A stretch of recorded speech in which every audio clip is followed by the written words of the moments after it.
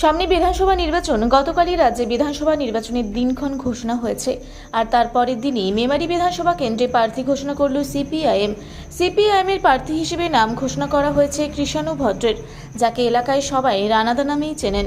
প্রার্থী ঘোষণার পর থেকেই খুশির হাওয়া মেমারির বিভিন্ন এলাকায়। সোমবার প্রার্থী কৃষাণু ভদ্রকে সঙ্গে নিয়ে মেমারির মহেশডাঙ্গা ক্যাম্প এলাকায় একটি মিছিল বের করে সিপিএম কর্মী সমর্থকরা।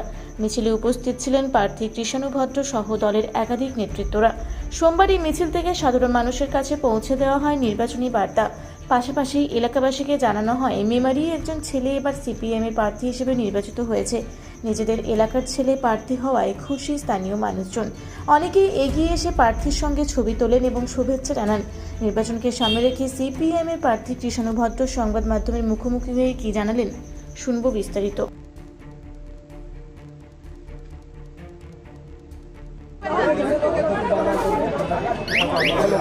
মিলে যাওয়ার আসবাদ তো করে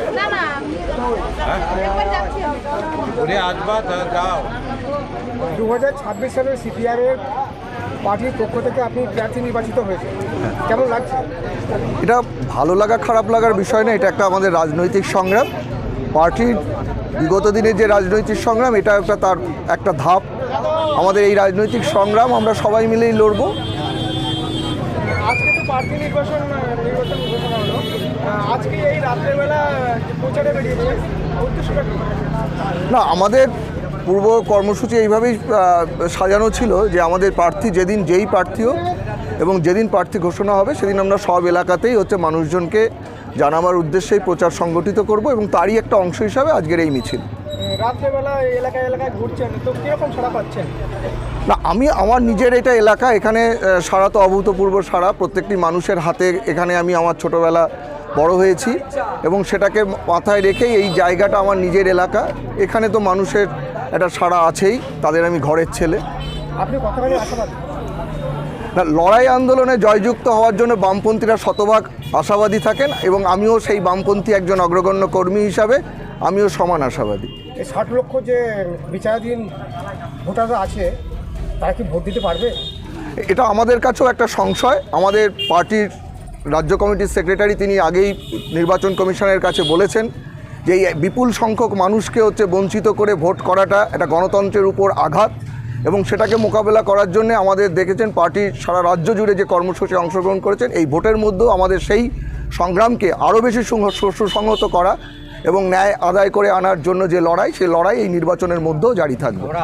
এই এসআইআর মধ্যে যে সমস্ত মানুষকে হয়রানি করেছে কেন্দ্র এবং রাজ্য, অর্থাৎ এই ব্যাপারে, তা এ ব্যাপারে আপনি কি বলবেন? নিশ্চিতভাবে প্রত্যেকটি মানুষ হয়রানি হয়েছেন।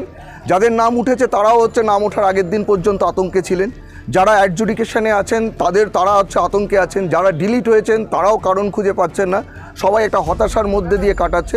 গণতন্ত্রের এই অভূতপূর্ব বিভৎস রূপ, এটা আমাদের এই সময়কালের মধ্যে আমরা কেউ এর চাক্ষুষ করিনি, যেটা আমাদের সার্বিক জনসাধারণের কাছে একটা অমানিসা বলতেই পারি আমরা। এই 60 লক্ষ মানুষ কি সে আতঙ্কের মধ্যেই থাকবে?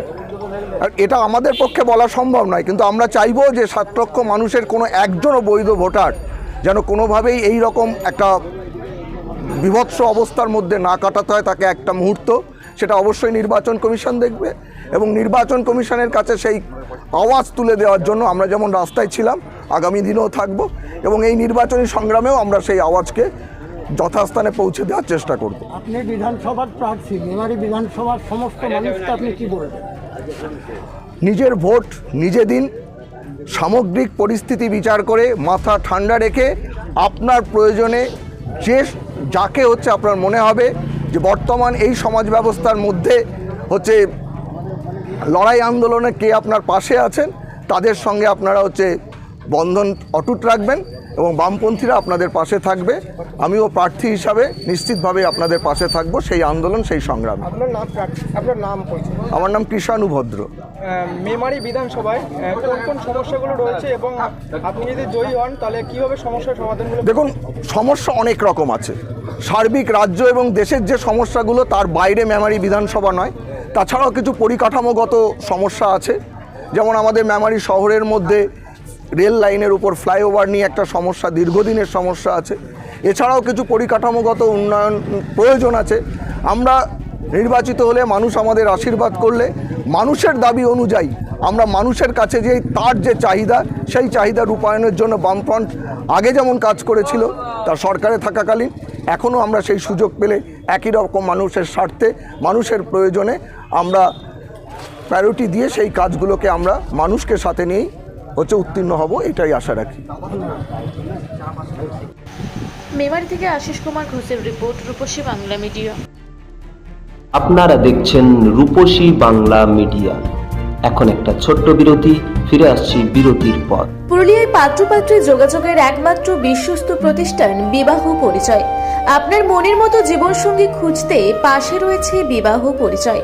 তাই আর দেরি না করে আজই যোগাযোগ করুন বিবাহ পরিচয়।